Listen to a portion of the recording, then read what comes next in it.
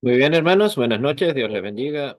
Bienvenidos a nuestra segunda clase de este curso de Historia de las Reformas del siglo XVI, impartido por un servidor, Andrés Martín Arrizaga, desde Temuco, Chile, en nombre de escriturayverdad.cl. Bienvenidos y espero que esta clase les sea para vuestra edificación. Buenas noches. Bueno,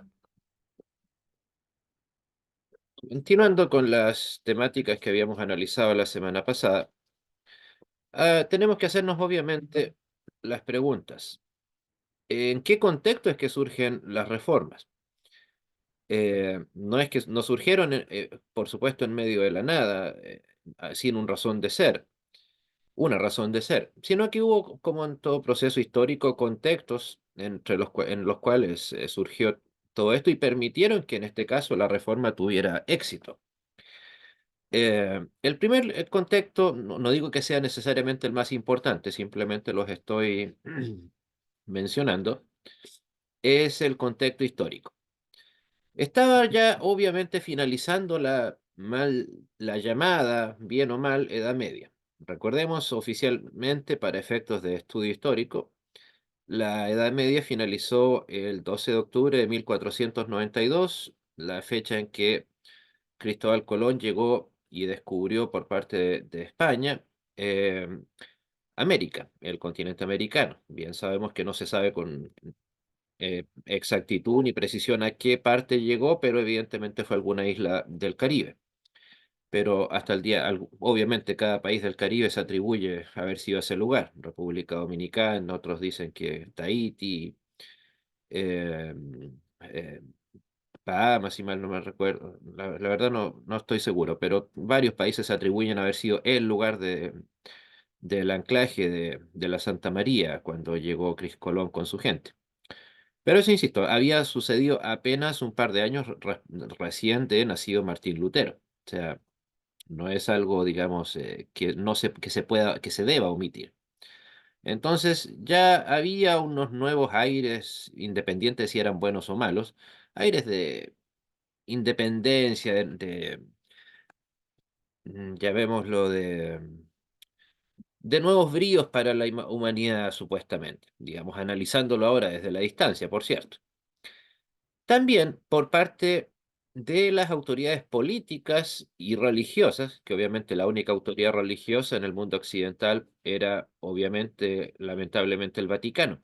Pero había una subestimación total a las capacidades de los reformadores y detractores del ámbito que ustedes quieran. O sea, no, creo que ya el hecho de haber estado afianzados en el poder, tanto religiosos como políticos, en un mismo sistema durante 1000 años, ya les había hecho creer ilusamente que eran infalibles, que no estaban sujetos a ninguna posibilidad de disidencia.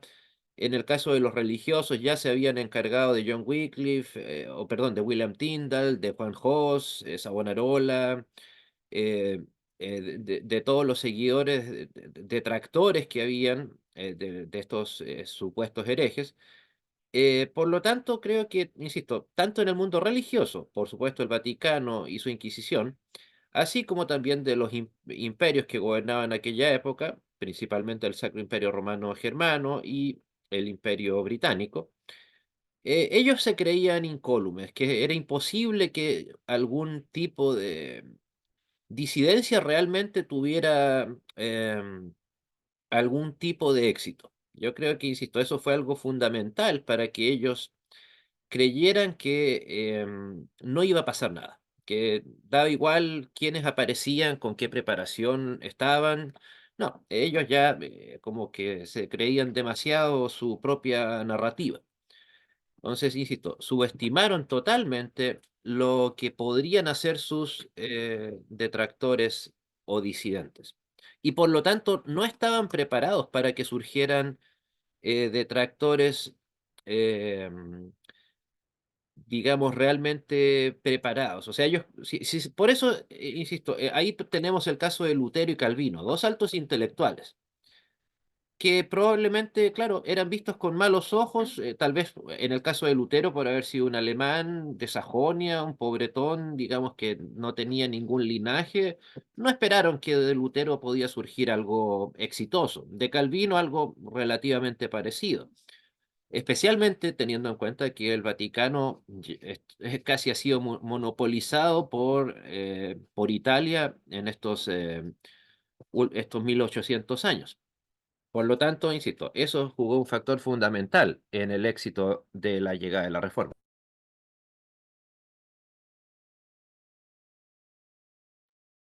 ¿Alguna pregunta, hermanos?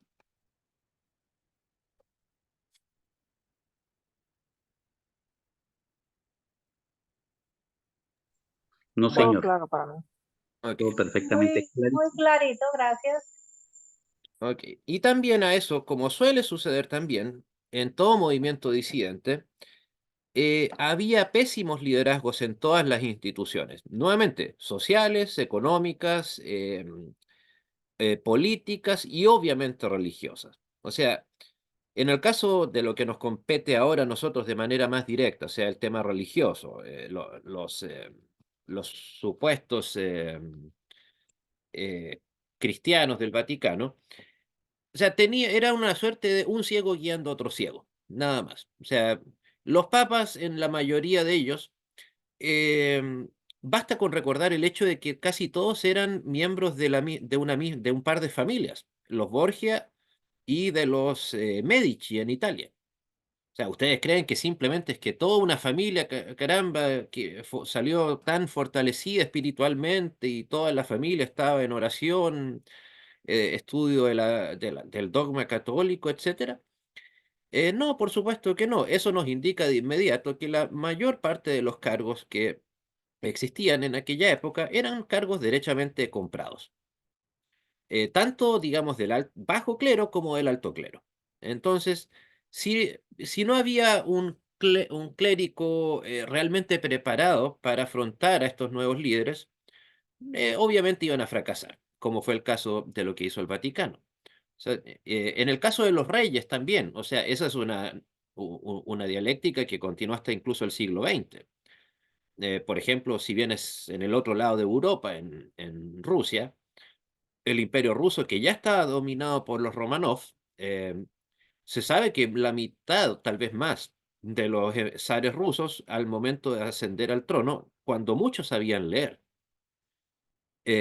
Algo mejor estaban los británicos, pero en esa época, recordemos, no tenían a la casa actual británica, sino tenían a los Tudor, que no se caracterizaban tampoco por tener un intelecto muy brillante.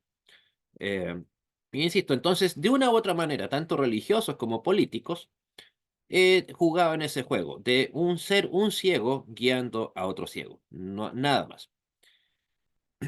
Por lo tanto, insisto, no había un liderazgo que dijera, aquí están las riendas, nosotros guiamos a nuestra gente. O más que nosotros tenemos la capacidad para guiar a nuestra gente. Simple y sencillamente no la había.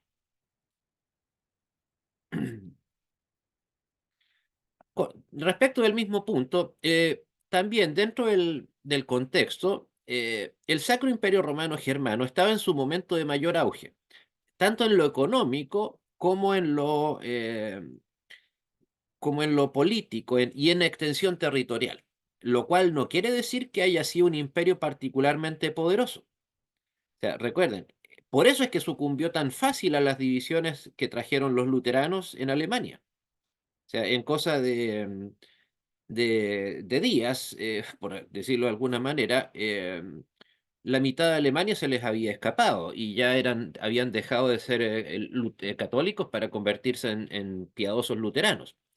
Entonces, o sea, había una especie de equilibrio entre su aparente poder político y económico versus que no tenían llegada con su gente. O sea, después de todo, Carlos V, el emperador al que tuvo que enfrentar Lutero, era Carlos V, pero en la zona alemana, tal vez lo aprendieron eso probablemente en la escuela, pero en España tenía otro nombre, Carlos I. Entonces, eso significa que jugó en contra de él mismo el extenso territorio geográfico al que tenía que mantener tranquilo y conforme. O sea, o utilizando tal vez la dialéctica del Imperio Romano, no le alcanzaba el pan, evidentemente, pero tampoco le alcanzaba el circo. Entonces, si se iba demasiado para el lado de los españoles, que es lo que finalmente hizo, dejaba molestos a la parte francesa que ellos tenían, dejaba incómodos obviamente a los alemanes, que eran el patio trasero del imperio, y podía eventualmente dejar inconforme también al clero católico, en el caso de Italia me refiero. Entonces, también era un imperio, digamos, bastante tambaleante, que finalmente lo único que quedó de ese imperio con el tiempo fue su casa real, que se vino abajo estrepitosamente, o sea, aunque duró por muchísimo esa casa real, por cierto, pero no así el Sacro Imperio Romano Germano, ese se disolvió unos 200 años después de la Reforma. La casa real que lo gobernaron los Augsburgo, que tuvieron como último trono el trono del Imperio Austrohúngaro hasta 1918, cuando el Imperio Alemán, con el Kaiser Guillermo II a la cabeza, y el Imperio Austrohúngaro se disolvieron y llegaron a ser el país que hoy conocemos como Austria. Pero tuvieron poder político mayor o menor hasta, insisto, 1918. Pero, insisto, no había una cohesión política. O sea, el Sacro Imperio Romano eran más de 300 estados semi-independientes. Por lo tanto, no había manera de que ellos lograsen ser un país unificado, un país firme, estable en lo político. Obviamente en lo económico, insisto, puede sonar un poco burlesco, pero no es como que lo que pasa ahora, que, qué sé yo, bien sabemos que los presidentes de todos nuestros países, buenos o malos, que nos gusten o no nos gusten, qué sé yo, envían un par de WhatsApp internamente a sus representantes en cada provincia y está todo en orden. O eso se intenta. En esa época, imagínense, si el emperador estaba, por ejemplo, en Viena, Austria, para que una noticia o incluso un tratado de paz de algo tan importante, o sea, un tratado de paz, llegara a ser conocido, por ejemplo, en España. Imagínese cuánto tiempo tenía que pasar para que esa noticia llegara de manera, digamos, correcta y que fuera, y más encima, que fuera creída. Porque después de todo, qué sé yo, entre España, Alemania, Francia, etcétera, Italia, lo que uno veía era simplemente una carta, una hoja. Pero no era más que razonable decir, pero ¿de verdad esta hoja lo que nos dice es verdad? ¿Es creíble? Entonces, ese tipo de atisbos también hay que tomarlos en cuenta, la nula posibilidad de comunicación. O sea, y esto es una realidad que, por cierto, siguió hasta muy entrado el siglo XIX. O sea, solo por dar un ejemplo, la guerra civil de Estados Unidos en buena medida la pudo ganar los leales a Lincoln, porque ellos tenían sistema de comunicación, ellos ya tenían el telégrafo, mientras que los confederados, los traidores, tenían solamente gente cabalgando a caballo, nada más. No tenían una manera rápida de hacer llegar información de un lugar a otra. Por eso, de hecho, el último de los generales rebeldes se rindió más de un mes después de la rendición del general Lee el 9 de abril de 1865. O sea, literalmente después de la guerra siguió muriendo gente en batalla. ¿Y por qué? Porque ambos creían que la guerra continuaba, sin saber que había terminado. Insisto, y estamos hablando del 1865. Imagínense cuánto más en el siglo XVI. O sea, aquí había en el caso del Sacro Imperio Romano Germano una suerte del que mucho abarca, poco aprieta, literalmente, en todo aspecto. Hermano Abner, dígame. Hola, profesor. Solamente una acotación a lo que usted dice, espero que se escuche bien. Es que aparte de lo que usted está comentando, por ejemplo, si había un tratado, alguna cosa, es que la gente tampoco sabía leer, tampoco era común que la gente leyera, había mucho analfabetismo, entonces era más que nada de boca en boca, todas las noticias o los tratados, como dice usted. Eso, gracias, profesor. Sí, buen punto. Algo de indirectamente mencionaremos en un par de diapositivas más, pero claro, o sea, la gente, no solo, además de no saber leer, imagínense, tenían el gran problema de que suponiendo que algo sabían leer, de ahí, si ya hoy en día, siglo XXI, la comprensión lectora es un problema gigantesco en Latinoamérica, la mala comprensión lectora, imagínense cuánto más en aquella época. O sea, una cosa es saber leer, otra cosa es saber lograr entender lo que un documento te está diciendo. Eh, entonces, eh, también, digamos, era un tema bastante complicado, como les digo, de transmitir información hasta el día de hoy. Por algo se habla de la era de la informática. ¿Por qué? Porque la información es poder. Y sí, como alguien comentó, había un nepotismo puro y duro. O sea, uno lo esperaría obviamente de una casa real. Para eso están, ¿no? Para cuidar los intereses de su familia y no soltar el poder, obviamente. O sea, no los podríamos criticar a ellos por nepotistas. Insisto, era casi su obligación serlo, pero es muy distinto una institución que se dice ser cristiana, representante de Dios en la tierra, insisto, en donde literalmente personas que eran, digamos, ¿cómo se dice? Ignorantes en muchos casos y ocupaban el cargo de papa. O sea, no era, digamos, un tema menor. Respecto del auge también se da, en este caso, pero el que sí estaba en un gigantesco auge geográfico también era el mundo musulmán. O lo que finalmente, imagínense, si bien no, yo podría decir, me atrevería a decir que ellos no llegaron a abrir las puertas de Viena y con eso acabar con buena parte de Europa, simple y sencillamente porque no quisieron. Yo creo que tal vez se dieron cuenta de que mantener amarrada a Europa de una manera militar, imagínense, es difícil, si acaso no imposible hoy, siglo XX, y XXI, las guerras mundiales demostraron eso, ¿cuánto más en el siglo XXI? O sea, más aún de que una cosa es vencer a las tropas de un país, en este caso, y otra cosa muy distinta es vencer a la gente de un país. O sea, imagínense hubieran arrasado con Viena, que estuvieron a poco de hacerlo. Podrían haberlo hecho si hubiesen querido. Es algo parecido a lo que le sucedió en el año 40, si mal no recuerdo, a los nazis, cuando no quisieron pasar más allá de la isla de Jersey. Podrían haber ¿por qué Hitler le tuvo ese, comillas, acto de misericordia a los ingleses? Probablemente ese secreto se lo llevó Hitler a la tumba. En este caso, insisto, no se sabe realmente un motivo concreto de por qué los musulmanes no arrasaron con más de lo que ya habían arrasado. Insisto, puede ser, es una posibilidad, de que sea por el hecho de que no quisieron arremeterse en una invasión gigantesca que habría sido muy compleja de mantener. O sea, piénsenlo, una cosa es llegar, que de por sí es cierto, es meritoria y es difícil, pero otra cosa muy distinta es quedarse y que no te echen. O sea, piensen, Napoleón trató de conquistar siglos después toda Europa, y ya vemos cómo le fue. Los nazis trataron de hacer lo mismo, igual, el mismo ejemplo. Entonces, tal vez ahí los musulmanes se dieron cuenta que, uno, era difícil de mantener esa invasión y que, más aún, iban a tener a gente en contra de ellos. O sea, cualquier ciudadano con el que se iban a encontrar iba a ser un enemigo de ellos. Entonces, tal vez ahí por eso, como decimos en Chile, bajaron un par de cambios y se dieron cuenta de que no podían avasallar a toda Europa, aunque tuvieran el poder originario para hacerlo. Pero insisto, una cosa es tener el poder originario para hacer algo y otra cosa es poder mantenerlo.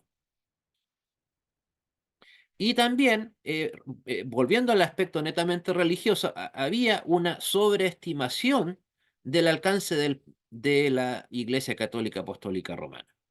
Nuevamente, como que el hecho de que ellos habían estado 1000 años pervirtiendo el cristianismo, 1200 en realidad, haciendo lo que se les vino en gana con el cristianismo, seguramente ellos creían, ok, ¿qué nos van a hacer a nosotros? O cuando se apareció Lutero, ¿qué va a hacer este borrachito alemán? ¿Qué nos va a hacer a nosotros? Si nosotros somos la Santa Madre Iglesia, los representantes de Dios en la tierra, nada nos puede vencer. Entonces, evidentemente ellos se tenían, digamos, los bonos muy altos, y claramente no los tenían tan altos por cierto. Hermano Abner, dígame. No, profesor, que le quería agregar que la Iglesia Católica ya había ganado, entre comillas, la pelea legal de la querella de la investidura, donde peleaban por el poder temporal y el poder espiritual. Entonces, a la iglesia sobreponerse en parte, ya después vieron que no tenían nadie que les pusiera freno hasta que empezaron los reformadores y ya después la reforma, como está comentando usted. Claro, o sea, literalmente, no tuvieron freno, pero no necesariamente porque no haya habido nadie interesado en hacerlo. O sea, a eso me refiero con que esta gente del Vaticano pensó, insisto, ¿quién nos va a querer frenar a nosotros? ¿Quién va a estar en contra de nosotros? Y nosotros, insisto, esa frase grafica muy bien lo que ellos se consideran hasta el día de hoy, la Santa Madre Iglesia. O sea, ellos son santos, en el sentido católico del término, son madre y son la iglesia. O sea, nada puede estar en comparación con ellos. Por lo tanto, insisto, ellos con toda seguridad veían en su aparataje una herramienta infalible. O sea, si ya se creían infalibles en el área espiritual, ¿cuánto más después de todo este tiempo, como o el hecho que mencionaba nuestro hermano, la llamada querella de las investiduras? O sea, ya creían, tenemos poder, el poder religioso, tenemos el poder teóricamente político, pero como se quedó claro con la reforma, no era tan fuerte ese poder.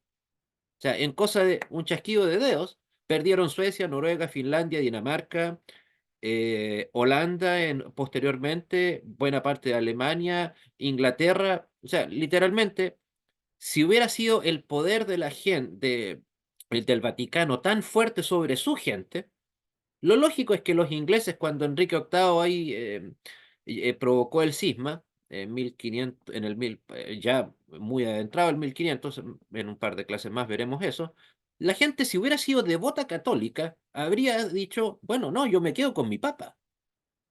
O sea, yo creo que ahí los católicos nunca se han hecho esa pregunta, y yo diría que muchos protestantes tampoco, que el hecho del cisma inglés, así como de todas las demás iglesias locales que se adhirieron a la reforma, se hayan ido con tanta facilidad.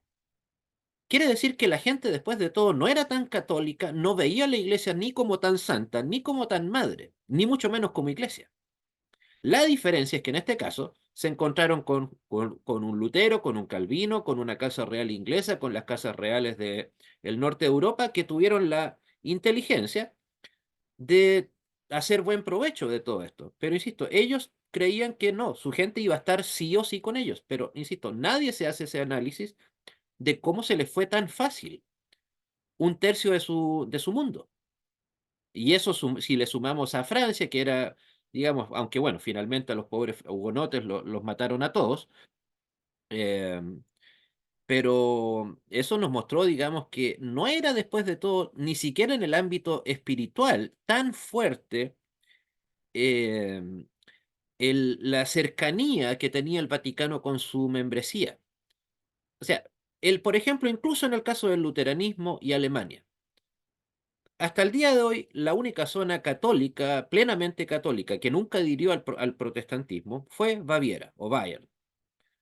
Eh, pero literalmente no es que la sociedad haya dicho nosotros seguimos con nuestro papa, sino que fue la corona la que siguió siendo papal. O sea, así como Federico el Sabio de Sajonia dijo, no, no, no, yo me voy con los herejes protestantes, en este caso algo medianamente parecido. O sea, finalmente no era la Iglesia Católica la que le dictaba las normas, sino finalmente pretendía o se hacía creer la Iglesia Católica Romana de que eran los que eran dueños de la gente, y finalmente, por lo visto, la gente era más dueña de sus propias conciencias, como diría Lutero, más dueña de lo que ellos mismos creían. A eso insisto, insistir en ese punto. Una sobreestimación, pero gigantesca, del alcance del poder real que tenía la Iglesia Católica Romana. O sea, yo diría que el principal poder que tenía el Vaticano era la inercia, que ya la gente, insisto, estamos hablando de 1200 años, la gente no conocía otra realidad. La gente no se imaginaba otra realidad tampoco, sin un papa encabezándolo, sin el arzobispo de turno, sin el obispo de turno. Entonces, y mucho menos sin una Biblia enfrente. O mejor dicho, sabiendo que no se esperaban evidentemente ese golpe, tiro de gracia que se le dio al Vaticano con la Biblia. sea, la gente no, o sea, ellos creían que la gente, o mejor dicho, la gente, yo creo que en buena medida era más que todo católica simplemente por inercia, no realmente por una cuestión de convicción personal, que es lo que tanto enfatizamos en el mundo protestante, que eso no nos pasa a nosotros, por cierto. ¿Algún comentario, hermanos?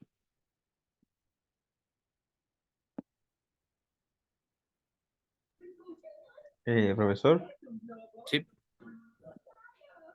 disculpe, interesante ese punto que plantea usted sobre que cómo, cómo a la iglesia, a la iglesia católica se le fue tanta gente. O, por ejemplo, yo me acuerdo, yo me recuerdo cuando, por ejemplo, usted comentaba la semana pasada, cuando el Papa se va a Aviñón, después, en parte presionado un poquito por la gente de Roma, vuelve en parte a Roma. O sea, yo creo que igual hubiese habido un problema si no hubiese regresado a Roma, hubiese seguido en Francia. Entonces, lo que dice usted, bastante interesante porque tan rápido la gente se levantó y empezaron a generarse esta ola de un renuevo espiritual. claro, insisto, evidentemente, o sea, es algo que yo creo que se ha analizado muy poco, que incluso da más que para un tema teológico, incluso da para un asunto sociológico. Insisto, buscarle una explicación a esta oleada tan rápida de gente abandonando en masa el Vaticano, sabiendo que la hoguera era lo que les esperaba en el otro lado de la calle, digamos, si se salían de donde estaban. O sea, piensen además de eso, o sea, lo complejo que era para ellos, teniendo en cuenta que el castigo para el hereje, para el apóstata, era la hoguera. No era simplemente cambiarse de iglesia o cambiarse de posición social, no, era la hoguera. Por cierto, no voy a caer en ese error que caen algunos historiadores que hablan de millones de muertos no, evidentemente que no lo fueron tanto, de ninguna manera. Es más, ni siquiera diría que llegaron a 1 millón durante los 700 años que llegó a la Inquisición. Eh, pero sí fue muy efectiva. No necesariamente por la cantidad de gente que mató, pero sí por el efecto disuasivo que tuvo. Pero como lo comentaba la semana pasada, la Inquisición es simplemente una muestra del fracaso del proyecto ético, moral y religioso del Vaticano. Simplemente tenían a la gente dentro de sus parroquias por temor. Y eso evidentemente no es una labor esperable de una institución que se diga cristiana.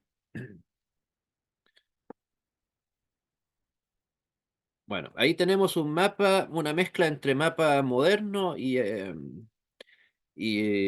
del Sacro Imperio Romano Germano. O sea, yo en todo caso, el único problema con encontrar un buen mapa del siglo XVI es que probablemente el mapa cambiaba año por medio.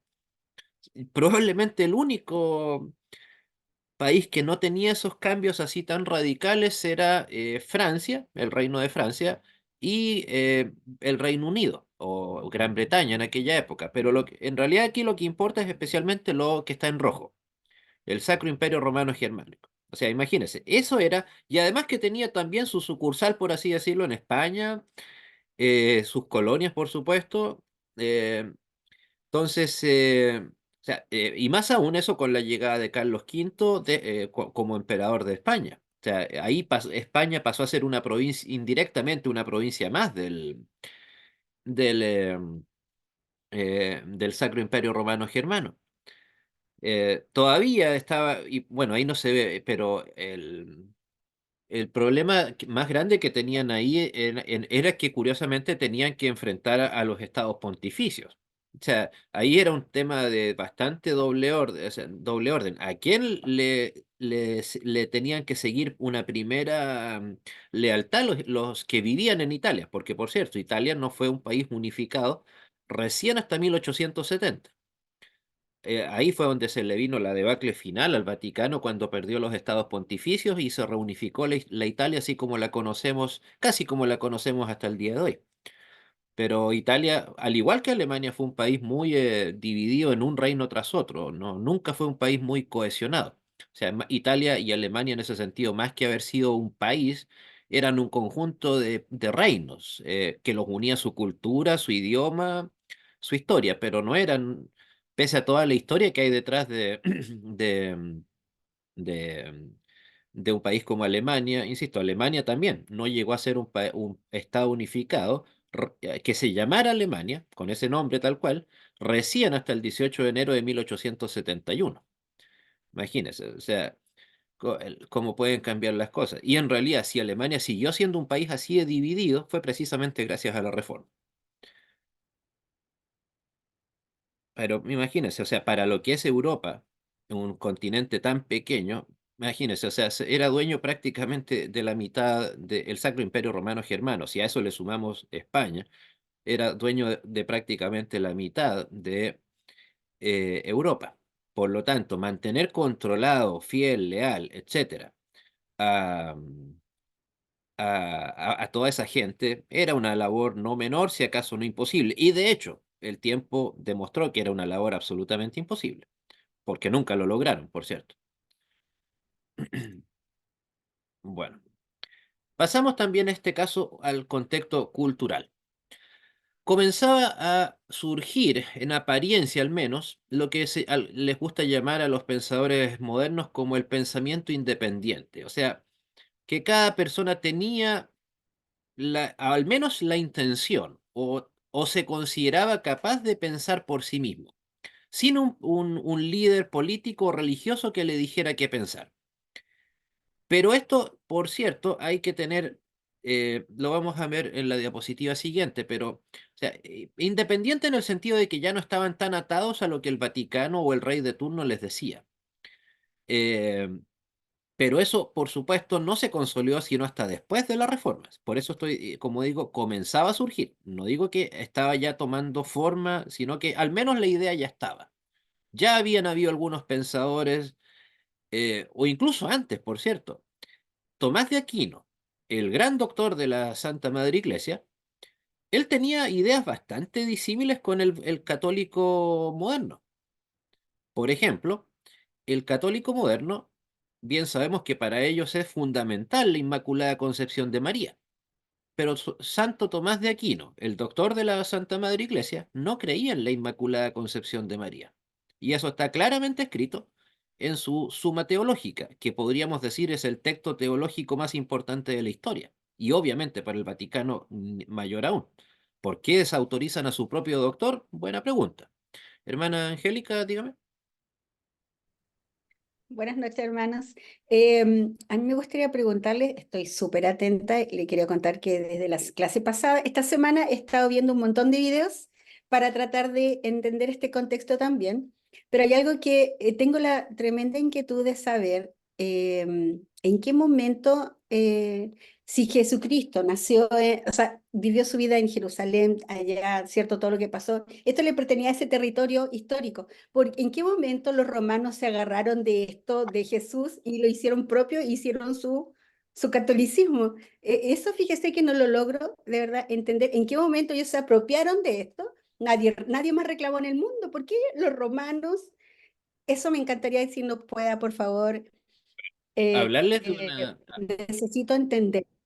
A ver, hablarle de una fecha, de un hecho exacto, es absolutamente imposible. O sea, obviamente descartamos de plano las descabelladas ideas de la sucesión apostólica. Pero claramente durante el siglo IV, ahí ya lamentablemente el Vaticano, o mejor dicho, el catolicismo romano, ya se había enquistado en el Imperio Romano. La mayor parte de la población italiana ya había adherido al pseudo cristianismo que estaba forjando la Iglesia Católica. Pero, digamos, yo diría que aquí se podría hablar en términos legales de una apropiación indebida. O sea, simplemente creo que esto pasó, ¿por qué? Porque Roma pasó a ser la ciudad más importante. A los judíos y a los cristianos de Jerusalén o de Israel, bien sabemos, los sacaron a punta de espada, a los pocos que no mataron, digamos, allá en el año 70. Y simple y sencillamente de un momento a otro, no de un momento a otro, sino no hay una conexión histórica, digamos, que para poder decir en este momento, ¿no? Como se dice, no se puede caer en este caso en la falacia del continuum, esperar que vamos a encontrar una fecha, un lugar ni en donde se pervirtió, ni en donde se consolidó. La fecha que sea o el acontecimiento que sea, no va a dar una respuesta, digamos, pertinente a la pregunta que usted hace. O sea, realmente el católico que lo hace, que obviamente lo va a hacer, va a decir que estuvo desde el mismo, obviamente, desde la misma ordenación de Pedro, o sea, perdón, del llamamiento de Pedro, obviando lo que significa realmente la iglesia, pero digamos, fue un trabajo bastante poco a poco. O sea, insisto, como lo que mencioné en la clase anterior, recuerden, el credo atanasiano fue escrito en el siglo IV, a principios del siglo IV, y no se menciona la más mínima reflexión relacionada con el Papa, con el magisterio, con obispos, etc. Al contrario, se habla de la escritura. Eso nos quiere decir que al menos hasta principios del siglo IV, con Atanasio, no había noticia alguna de algo llamado papado. Evidentemente ya en el caso del siglo IV es distinto, o sea, siglo V ya es distinto. Pero insisto, ¿en qué momento? No le puedo decir es que este fue el momento, el lugar, la fecha, porque en efecto no existió algo como eso, por mucho que a nuestros amigos del Vaticano les encantaría que eso sucediera. Pero insisto, eso es una suerte de apropiación indebida. Y ahí en realidad es una muy buena pregunta la que usted nos plantea. ¿Por qué la gente aceptó eso tan de buena gana? Yo creo que sí, tal vez en parte por la inercia que les dejó, valga la redundancia, el concepto inercia, que les dejó el hecho de haber sido parte ciudadanos del Imperio Romano. Entonces piensen, el heredero más claro, evidente. O sea, si hay algo que le tenemos que reconocer al Vaticano es que tienen una sucesión, pero no apostólica, una sucesión romana. El Papa es el heredero más evidente del César en Roma. Y eso, por cierto, esta frase casi la estoy copiando de algún documental secular que alguna vez creo que del National Geographic, que decía, ver a una misa católica tradicional es ver una ceremonia del Imperio Romano en el siglo III o IV. Prácticamente, así como por un lado los católicos critican a la Iglesia de Inglaterra porque simplemente, supuestamente, que no es del todo correcto, los que eran católicos pasaron a ser anglicanos de un día para otro. Bueno, eso fue exactamente lo que le pasó al Vaticano cuando se oficializó la Iglesia cristiana durante el siglo IV. Los que eran emperadores, o se disolvió el Imperio Romano el año 470, creo que fue, 473 por ahí. Simplemente los que eran emperadores pasaron a llamarse papas. Los que eran representantes del imperio en todo lo que era el Imperio Romano, ahora pasaron a llamarse obispos o cardenales y así sucesivamente. Pero, insisto, no le puedo dar una fecha así, digamos, ni lugar, porque, insisto, la fecha que sea, el lugar que sea, va a ser una simple especulación. Por ahí circula la leyenda que lamentablemente muchos evangélicos le han sacado bastante provecho, que es la llamada Donatio Constantinum, que es como una manera, o sea, es un supuesto documento de Constantino en donde él le habría entregado todo su poder a la Iglesia Católica Romana. Recordemos, Constantino, él jamás se hizo cristiano, por cierto, por eso es que es tan dudoso que ese documento sea real. Él legalizó el cristianismo el año 313, y yo creo que con eso le hizo un daño gigantesco tanto al Imperio Romano como a la Iglesia cristiana. O sea, lo peor que pudieron haber hecho uno por el otro fue haber legalizado y oficializado el cristianismo. Por un lado teníamos al Imperio Romano, un imperio basado ¿en qué? En la sangre, en la invasión, en el horror, que tenían como entretención máxima a gente, a leones comiéndose a gente, o a gladiadores matándose entre sí. Y se unen con una iglesia de un tal Jesús. eh, eh, disculpen, de un tal Jesús, que les hablaba de amor al prójimo, de amor al enemigo. Pero dentro de una iglesia, perdón, de un imperio que creció durante 1000 años a punta de qué? No precisamente de amor, sino de una invasión tras otra. Entonces, ¿había manera sana de conciliar cualquiera de ambas de esas dos ideas? El mundo, la cosmovisión romana con la cosmovisión cristiana? No. Por eso se puede perfectamente decir que el cristianismo fue lo que destruyó el Imperio Romano. Y el Imperio Romano fue lo que destruyó el cristianismo. No quedó ninguna cosa buena de ambos. Insisto, el heredero de ambos fue la Iglesia Católica Apostólica Romana. O sea, por ahí también cuando nuestros contendores católicos se ufanan tanto de su antigüedad, caramba, que nos unan minúsculamente con la palabra romano, no sé qué tan honorable sea. O sea, imagínense, o sea, es como decir, darle validez a la herencia cultural, entre comillas, que nos dejó Roma. Al momento de la disolución del Imperio Romano en el 470 y fracción, la mitad de la población era esclava. Como les decía, la entretención máxima que tenían ellos era el Coliseo. Ahora que está de moda el tema, los famosos derechos de la mujer ni siquiera en el Imperio Romano tenía derecho a decidir con quién casarse o con quién no. Derecho que las mujeres cristianas sí tenían, por cierto.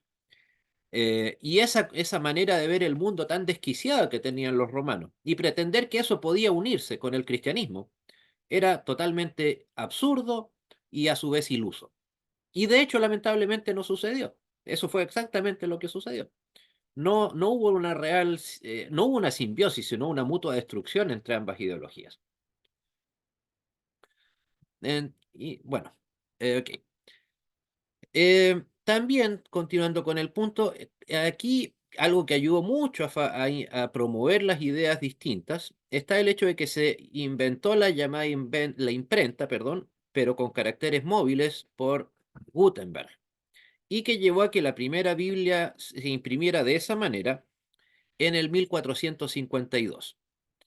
Eh, entonces, aquí ya, ¿qué importancia tenía esto? Como nos consta a nosotros, ya las ideas no estaban solamente en las mentes, no era el pensamiento no estaba solamente enquistado en una persona, sino que ya podía ser difundido, no de manera masiva, obviamente, pero bastante más rápido que de la manera como se hacía antes.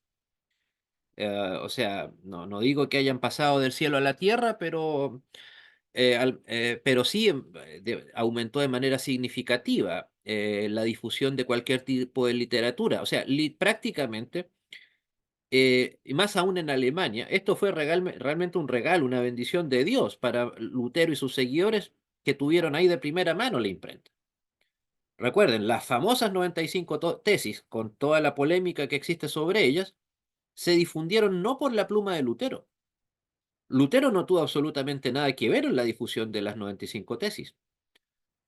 Más allá de que les voy a aguar la fiesta a algunos después cuando hablemos de ese tema, pero los que tradujeron al alemán las 95 tesis fueron sus seguidores. Los que las imprimieron y las echaron a andar por todo Sajonia fueron sus seguidores gracias a que tenían imprentas. No es que Lutero se haya acercado a alguna imprenta con el texto en alemán porque nunca lo tradujo, ni le interesó hacerlo tampoco, eh, sino que fueron sus seguidores los que hicieron eso. ¿Por qué? Porque la idea ya estaba. Simplemente sacaron consiguieron, vaya a saber uno de dónde, el documento y ahí estaba, a disposición de sea quien sea que lo pudiera leer. Y esto dio inicio a bueno, hoy en día también se habla de la batalla cultural, pero con tintes muy distintos, ¿no? Acá se estaba comenzando ya una verdadera batalla cultural. ¿Qué país tenía más cultura que otro? Eh, y aquí estamos hablando de cultura en el real sentido del término, no de lenguaje inclusivo y burradas similares, no, de difundir cultura, pensamiento, filosofía, teología. Comenzaba a aparecer la ciencia exacta, ahí comenzaba el posteriormente luterano Johannes Kepler en el tema de la investigación y conocimiento del espacio. O sea, ahora sí había una verdadera batalla cultural. ¿Quién gana, quién llega antes en todo lo relacionado con la cultura? ¿Preguntas, hermanos o hermanas?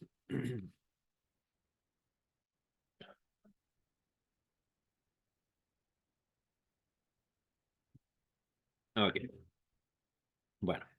Ahí tienen una estampilla, parte de mis aficiones, de Estados Unidos que conmemora precisamente el, los 500 años de la primera impresión de la Biblia con el sistema de Gutenberg, que es, hasta donde tengo entendido, es la Vulgata Latina, que oficialmente es recordemos, la Vulgata Latina, o al menos la Sixto Clementina es la traducción oficial utilizada por el Vaticano. Bueno, continuando con el contexto cultural. Se estaba comenzando a dejar atrás el feudalismo y comenzaba a surgir el colonialismo. Recordemos, el sistema feudal era, digamos, un sistema, llamémoslo así, hacia adentro. O sea, yo rey, me encargo de cuidar a mis seguidores en la gama de espacio más reducida posible. Recordemos, los feudos, de ahí viene la palabra feudalismo, no eran reinos gigantescos o grandes, ni siquiera alcanzaban a ser países, o sea, eran simplemente una ciudad en torno a sus agricultores, a sus obreros que le rodeaban que trataban de hacer una especie de simbiosis. El rey les ofrecía ¿qué cosa? Protección política, militar, algún grado de estabilidad económica, y los súbditos que entregaban a cambio, qué sé yo, impuestos, productos, comercio y lealtad. Pero todo esto, insisto, en un espectro de espacio geográfico muy reducido. En cambio, con el descubrimiento de América, posteriormente, cuando comienzan a llegar los ingleses a América, aunque eso fue muy posterior, por cierto, recordemos los que fundaron Virginia con John Smith, lo hicieron en el año 1607, y los que fundaron Massachusetts con el famoso barco Mayflower lo hicieron en el 1620. eh, pero estaban, insisto, ambos imperios, perdón, el español y el inglés, comenzando a dejar de lado el sistema feudal para atreverse a colonizar. O sea, no era una cosa menor. O sea, no sé en esta época, pero al momento de la independencia de Estados Unidos o de la declaración de independencia de Estados Unidos, en el 1776, eh, un viaje en barco de buena calidad, con buenas condiciones climáticas, duraba 8 semanas. Entonces tampoco era algo tan fácil, digamos, no es que se nos haya llenado de un día para otro todo América, todo y obviamente todo lo que son lo que se conoció después como las colonias americanas de Inglaterra. Entonces, también era una empresa bastante, es cierto, que daba mucho beneficio, pero también era muy arriesgada. Pero el punto es que quién supo, precisamente como fruto de la batalla cultural, quién supo sacarle mejor provecho a eso. Desde un punto de vista económico, no cabe duda que el Reino de España. O sea, se adueñaron de todo desde California hasta el sur de Chile y Argentina, con excepción de Portugal, o sea, perdón, de Brasil. Pero los ingleses dieron lugar a las colonias americanas, a la posterior, o sea, a la posterior a los Estados Unidos independientes. Y no es necesario ser un gran historiador ni sociólogo para ver los frutos que estaban ahí. Mientras que acá simplemente eran conocidos los mismos españoles por pelearse entre uno con otro. Por ejemplo, acá Chile nos descubrió, ¿cómo se llama este hombre? A Diego de Almagro, pero él no llegó a Chile simplemente porque andaba con ganas de descubrir el país más al sur del mundo, sino ¿por qué? Porque lo expulsaron de México. ¿Quién lo expulsó de México? Hernán Cortés. Un español, igual de católico, igual de militar, pero se mataban entre ellos igual.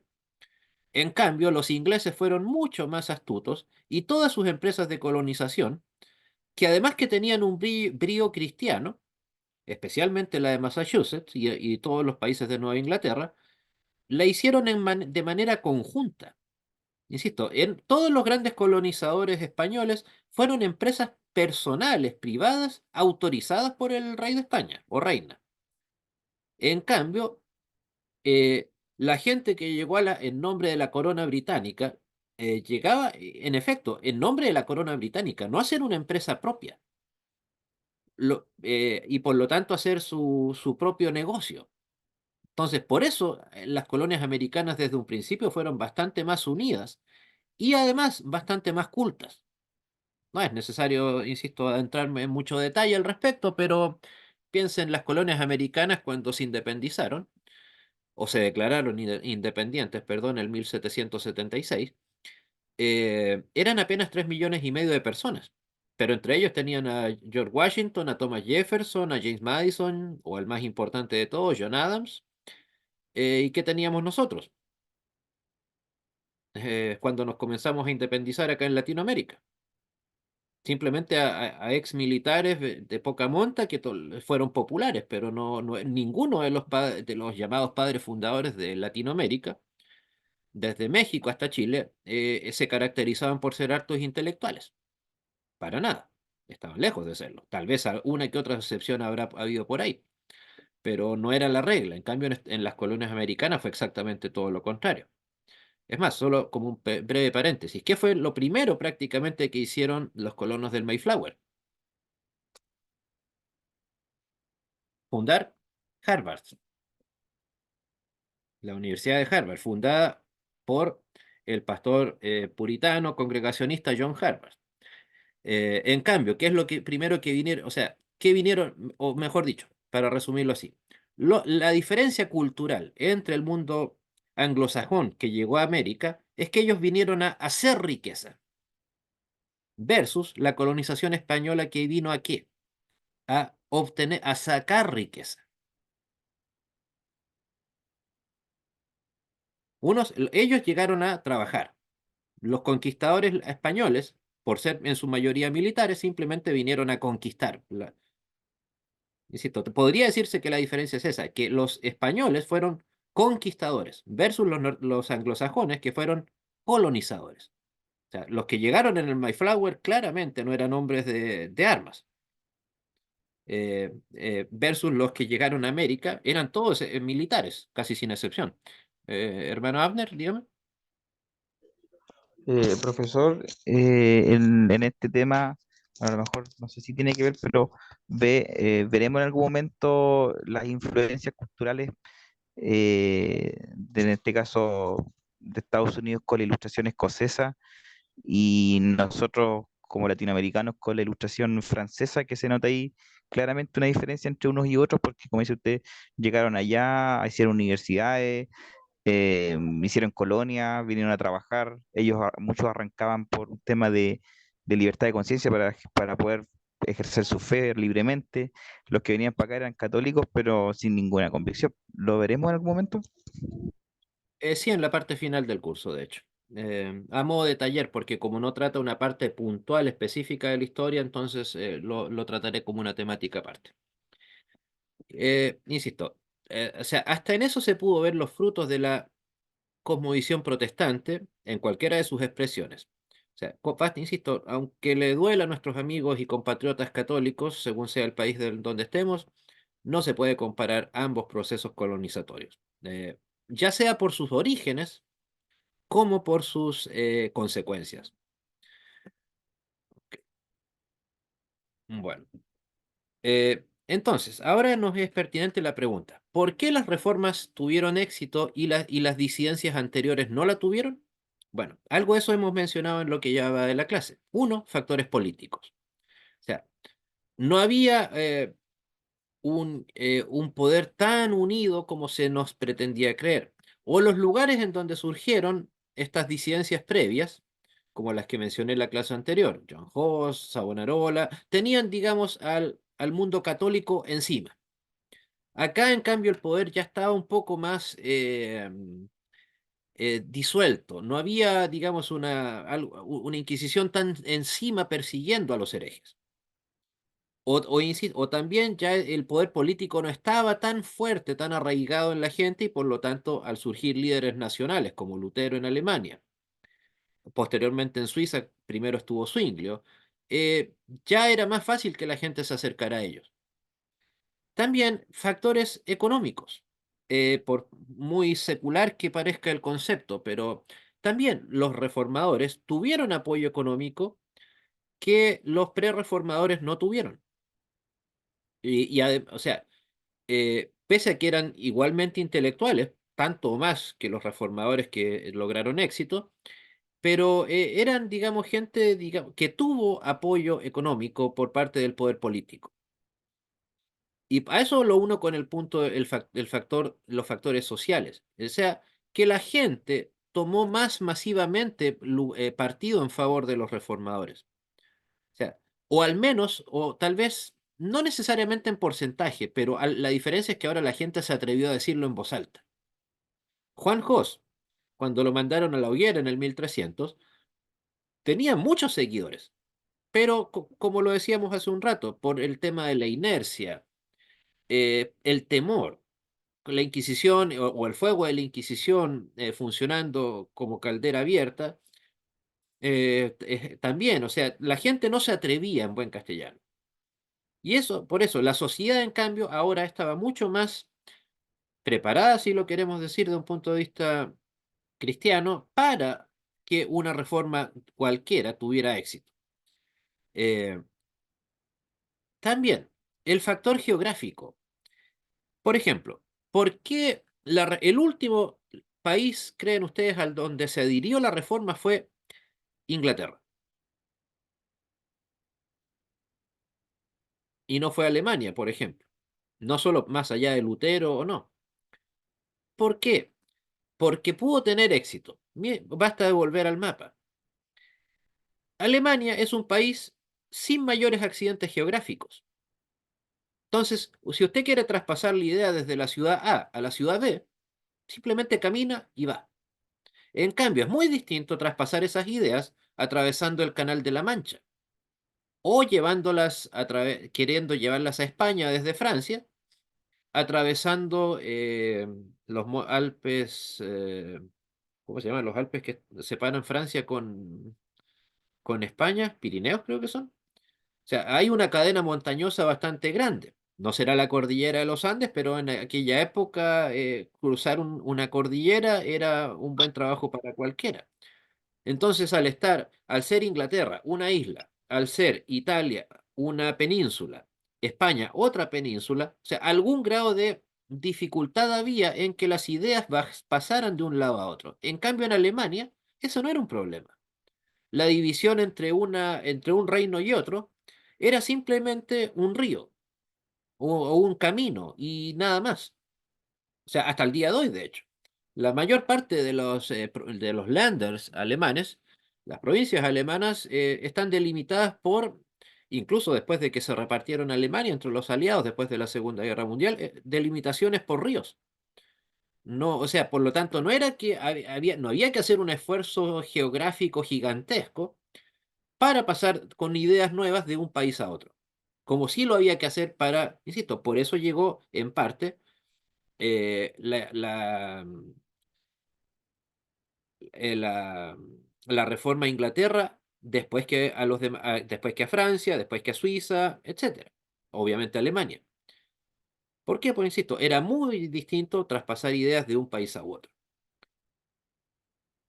También los factores ético-morales, que podrán resultar un tanto obvios, pero creo que aquí ya la gente finalmente comenzó a darse cuenta de que ya basta. Yo quiero o digamos, parafraseando un poco, yo quiero que el cura de mi iglesia sea un hombre probo, sea un siervo de Dios. Ya me aburrí del cura que llegó acá simplemente porque le compraron el cargo o porque no encontró una mejor profesión, etcétera. Como que la gente comenzó a ver, digamos, no con esas palabras, obviamente, pero quiero gente ética, quiero gente de moral, predicándome el domingo, entregándome el cuerpo de Cristo cada domingo, ya que entregan, como bien sabemos, solamente la hostia y no el vino. Eh, entonces, la gente ya quería algo más de sus líderes. Y ya que obviamente en sus líderes políticos no lo podía esperar, bueno, no quedaba más que la Santa Madre Iglesia, pero si la Santa Madre Iglesia no entregaba eso, ¿quién lo iba a hacer en lugar de ellos? Y ahí es donde llegaron nuestros reformadores. Entonces, o sea, nuevamente, o sea, incluso algo de eso tuvo que ver con la peste negra, que fue en el 1383, si mal no recuerdo, pero fue en el 1300 y fracción. Ahí la peste negra se llevó a muchísimos sacerdotes, la abrumadora mayoría, de hecho. porque en muchos casos algunos de ellos sirvieron como una suerte de médico, enfermero, que obviamente murieron. Entonces, había un vacío gigantesco en cupos para sacerdotes. Entonces, como ser sacerdote era un trabajo asegurado que te daba cierto estatus, entonces comenzaron a llenar las parroquias una tras otra en toda Europa, donde estaban estos baches, eh, con el primer hijo de vecino que se les aparecía. No, no digamos con gente proba que hubiera tenido una preparación académica o que hubiera tenido, que haya sido conocido por sus ahora, ¿cómo se dice? ¿Cómo le dicen los católicos? A sus súbditos, ¿no? No, entonces tenían nuevamente, a un ciego guiando a otro ciego. Entonces también la gente ya se estaba colmando de que el cura que les predicaba el domingo, que decía tener votos de pobreza, era el hombre más rico del pueblo. O el cura que les predicaba el domingo, pero que hacía votos de castidad, era tan casto como yo comunista. Y así un sinfín de ejemplos que les podría dar. Eh, Entonces, insisto, la gente comenzó a ver que, o no a ver, sino a esperar más de sus líderes. Y ese algo más, no lo encontraba en sus sacerdotes, ni siquiera en sus papas.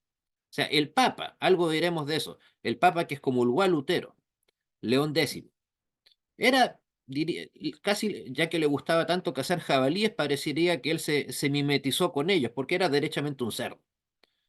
eh, Era una persona sin la más mínima moral, creo que llegó a ser cardenal, imagínese, con menos de 18 años. O sea, cuando mucho sabía leer y ya era cardenal. O sea, es un claro ejemplo, y más encima era de la familia de los Medici. O sea, claramente su cargo no estaba ahí ni por su devoción, ni mucho menos por su vida de piedad. No, a lo único que le tenía, no, digamos, para lo único que era piadoso era para vender indulgencias y nada más. Y también está el hecho de que, después de todo, somos cristianos, ¿no? Y obviamente debemos aceptar que, como dice bien la Biblia, todo tiene su tiempo, todo tiene su hora. Era, creo, era lo pertinente era haber esperado precisamente el momento, los líderes exactos. O sea, si no se hubieran conjugado todos los detalles que les acabo de mencionar, la reforma no habría tenido el éxito que tuvo. Así de simple. Uno de estos puntos que hubieran faltado, la reforma no habría tenido digamos, el éxito tan rotundo que finalmente tuvo. Es cierto, no somos la mayor parte de Europa, pero la diferencia es que, a diferencia con el cisma de Oriente, el año 1054, en donde la gente se fue a Roma o a Bizancio por un tema de geografía, la gente acá se fue del Vaticano, se fue al calvinismo, al luteranismo, anglicanismo por un tema por sobre todo de convicción. Entonces, insisto, por eso es que también, para valga la aclaración, este curso lo estamos presentando, es cierto, desde una perspectiva netamente histórica, pero asumiendo como hecho necesario que todos los personajes de los que hemos hablado, o vamos a hablar, mejor dicho, Lutero, Calvino, etcétera, todos los reformadores, fueron hijos de Dios, siervos de Dios y fueron utilizados por Dios en calidad de tales. No simplemente Lutero por ser Lutero, Calvino por ser Calvino, no. ¿Por qué? Porque ellos fueron siervos de Dios. Cosa que evidentemente no podemos decir ni de León X, ni de Julio II, etc. También, esto nos lleva a las siguientes preguntas. Disculpen. ¿Qué dio origen a quién? Porque aquí estábamos adentrándonos a al mal llamado Renacimiento. Y suele creerse que la Reforma es fruto del Renacimiento y de la modernidad. Gran error. La Reforma ya se había consolidado al iniciarse el Renacimiento. El Renacimiento es del siglo XVII y evidentemente, como hasta el título de este curso lo dice, las reformas del siglo XVI. Todas las reformas ya habían sido consolidadas en su totalidad cuando se inició el proceso llamado Renacimiento. Por lo tanto, cuidado cuando nuestros amigos secularizantes nos tratan de hacer creer que la Reforma llegó gracias al Renacimiento, que nosotros le debemos un favor al Renacimiento. No. El Renacimiento nos debe a nosotros, a los hijos de la Reforma, su existencia. Sin la Reforma no hubiese existido jamás el llamado Renacimiento. Así de simple. Todos los avances culturales que hubo en todo el mundo que adhirió a la Reforma simplemente se consolidaron en la Europa, digamos, en Europa, en lo que terminó siendo el Renacimiento. Pero no es que haya surgido gracias a él. Insisto, simplemente se consolidó algo que ya existía.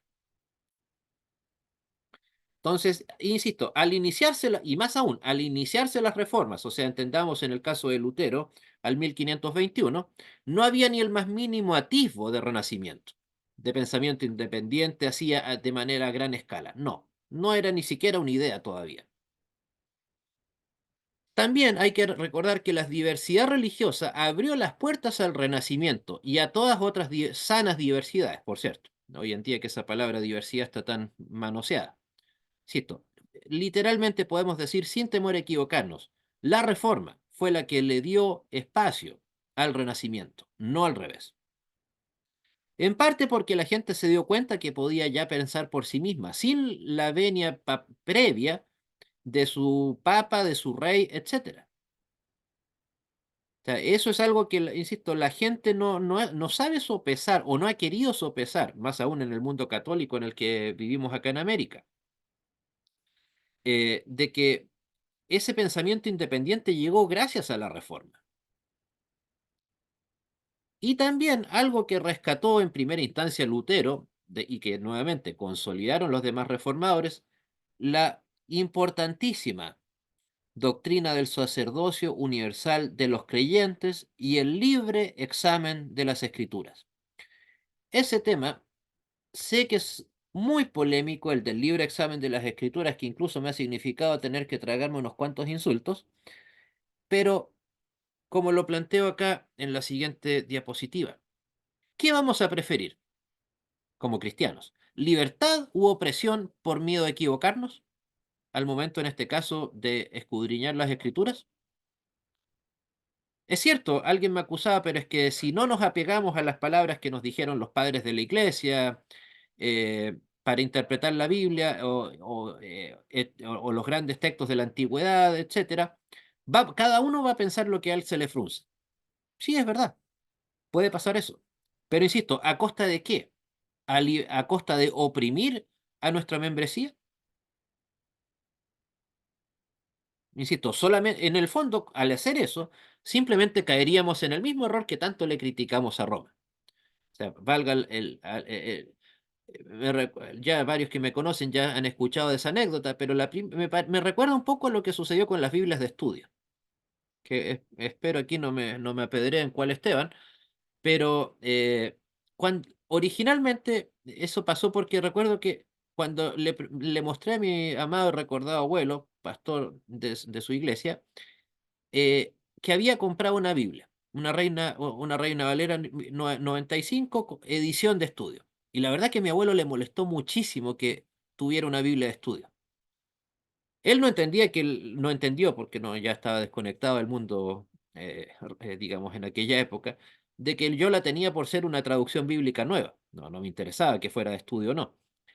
Pero me decía, me dijo minutos después, pero tanto que le criticábamos al Vaticano, que no era capaz de entregarle a su gente una Biblia sin explicaciones, y ahora los que estamos haciendo eso somos nosotros los evangélicos. Cambio, vaya usted a una librería, ya que yo vivo a unos 50 metros de una. ¿Cuántas Biblias de estudio están circulando ahora? Por lo menos unas 30. ¿Qué tanto provecho se le pueda obtener a una? La verdad, tengo mis serias dudas. Pero insisto, alguien va a decir, pero es que aquí tienes a eruditos teólogos explicándote. Bueno, ¿y por qué no puedes ser un teólogo tú, hombre? ¿Cuál es el problema? ¿Por qué tanto temor? Insisto, dejémosle ese temor al Vaticano, no a nosotros. Bueno, al respecto también, los líderes o grandes pensadores deben ser un referente, en este caso, no un fin en sí mismo, que ese es el problema si nos quedamos demasiado con lo que el autor tal o cual nos dijo, sin entrar a mencionar puntualmente alguno. Ok, importante, qué bueno que lo haya dicho, pero por último, para tener el amor propio, decir, ok, qué sé yo, MacArthur, Stanley, el que usted quiera, o Lutero si quiere incluso, ok, comparte la misma opinión, la misma visión bíblica que yo. Pero por último, que el fruto, el pensamiento que cada uno tenga sea fruto de su propio pensamiento, valga la redundancia, no fruto de lo que leí en el libro tal o cual, por muy importante que este libro sea. Y bueno, referente al tema de el origen, ¿qué vino primero? ¿Ilustración o reforma? Recordemos, los grandes pensadores del Renacimiento eran en su mayoría de formación fruto de la Reforma, luteranos, calvinistas. Y por ejemplo, el padre del método científico, Francis Bacon, él era, si mal no recuerdo, puritano o presbiteriano, la verdad me entró la duda, pero era protestante.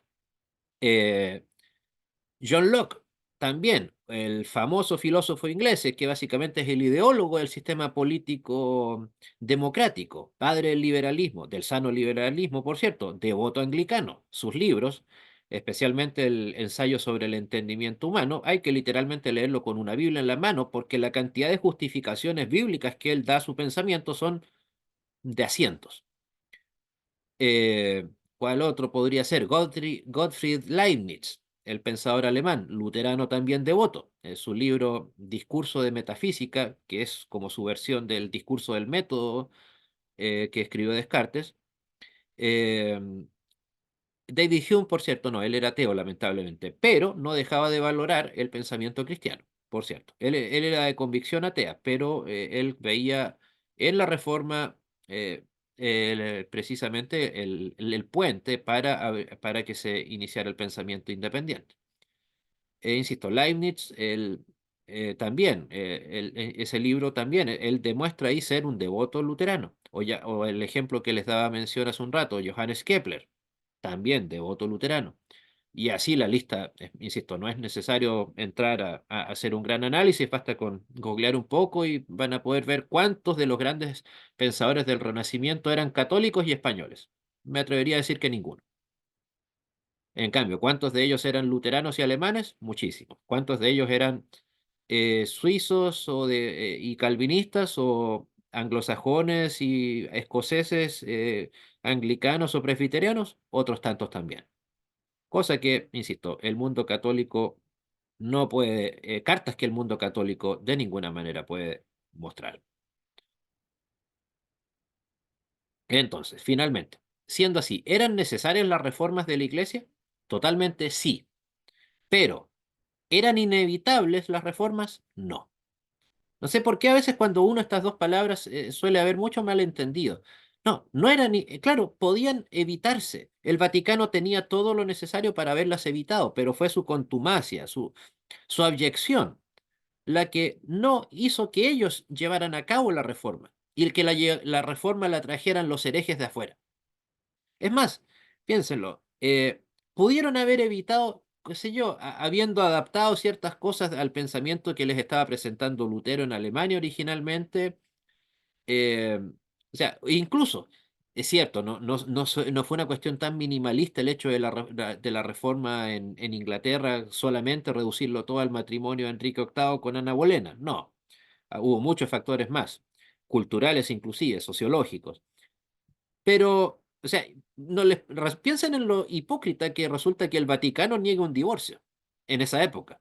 Si resulta que todos sus papas eran unos depravados, degenerados sexuales, uno tras otro. O sea, ¿quién era el papa de turno en la Edad Media para decir, no, yo no quiero que cometas el pecado del divorcio?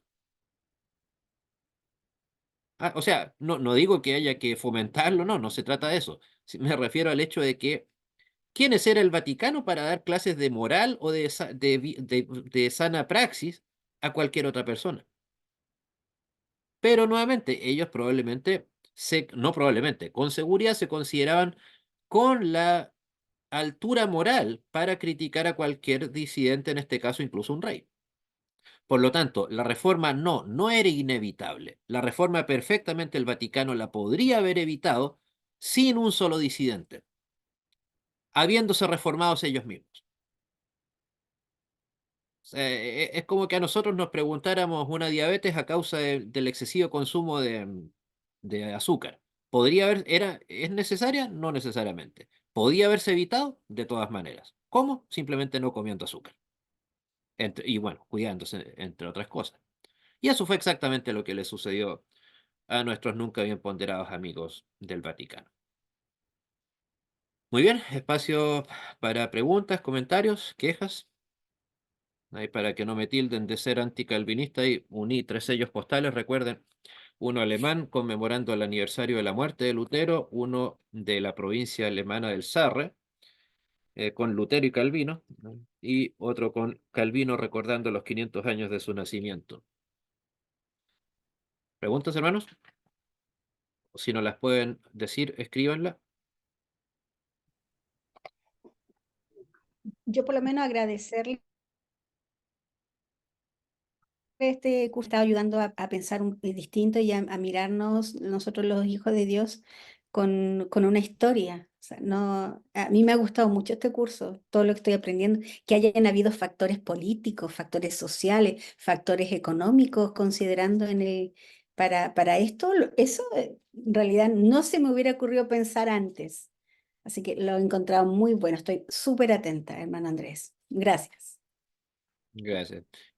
Y gracias también, Gustavo, por tu... No sé si merezco esas palabras, pero bueno, hago lo que puedo.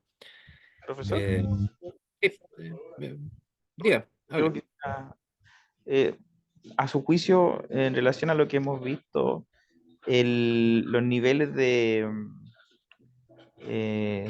bueno, no sé, en este caso de los sacerdotes católicos que han sido acusados de abuso de niños, que hoy día uno se escandaliza. Esto que vivimos ahora, si lo lleváramos a la época de la Reforma, ¿habría escandalizado a la gente tanto como nos escandalizamos ahora? Eh, a la gente tal vez, pero al alto clero no. Insisto, teníamos a papas que fueron padres de otros papas. O sea, y piénsenlo, lamentablemente. O sea, evidentemente sería una falacia gigantesca decir que la Iglesia Católica es romana gracias a gente como Caradima o los otros pedófilos que han sido descubiertos en... No, eso no la hace una iglesia ni mejor ni peor. ¿Qué es lo que sí la hace una iglesia bastante de, mala, por decirlo en ese aspecto? Es la reacción que tienen ante esas personas, el silencio que guardaron ante gente como ellos. Pero creo que la gente, insisto, tal vez por esa misma inercia de la que les hablaba hace un rato, no habría tenido habría tenido gran reacción. Y más aún que en aquella época la costumbre era eh, a- casi divinizar a la actitud del sacerdote de turno. Entonces, así como nosotros decimos que cualquier cosa es buena en su esencia, cualquier cosa que Dios haga es buena en esencia, en el fondo el católico romano, incluso hasta el día de hoy, piensa exactamente lo mismo de su sacerdote. Pero alguien me preguntaba una vez algo parecido a lo que acabas de comentar tú, pero decía, piensa, ni siquiera, o sea, alguien me decía eso, ¿por qué más gente no se ha ido del Vaticano después de los casos de violación de menores que lamentablemente se han, no masificado, por cierto, yo me diría simplemente se han hecho públicos, que es muy distinto? Y yo le decía, caramba, esta gente es católica a pesar de que tienen a la Inquisición en contra y sus miles de muertos, pese a que tuvieron a sus cruzadas y las guerras sangrientas que vivieron. ¿Y les va a preocupar algo moderno que está circunscrito a un par de personas? O sea, el Vaticano, insisto, ha pasado por cosas cuantitativamente mucho más horribles que estos casos tan horripilantes, y ahí siguen columen. No les ha preocupado, no les ha afectado en lo más mínimo, porque esta iba a ser una excepción. No, insisto, o sea, la gente tenía viva la hoguera y no dejaban el Vaticano igual. Entonces, no me atrevería a decir que hubiera sido muy distinto si estos casos de abusos infantiles tan horribles hubieran cambiado mucho la percepción del católico con respecto de su gente.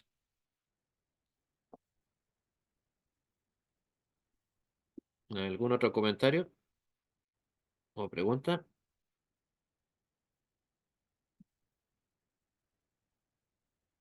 Bueno, siendo así, hermanos, bueno, denme un segundo. Bueno, un gusto haber estado con ustedes. Dios les bendiga y nos vemos la próxima semana, si Dios así lo permite. Bendiciones. Gracias a todos. Hasta la Chao a próxima. todos. Pastor. Descansen. Gracias. Bendiciones. Bendiciones. Muchísimas gracias. Saludos. Gracias.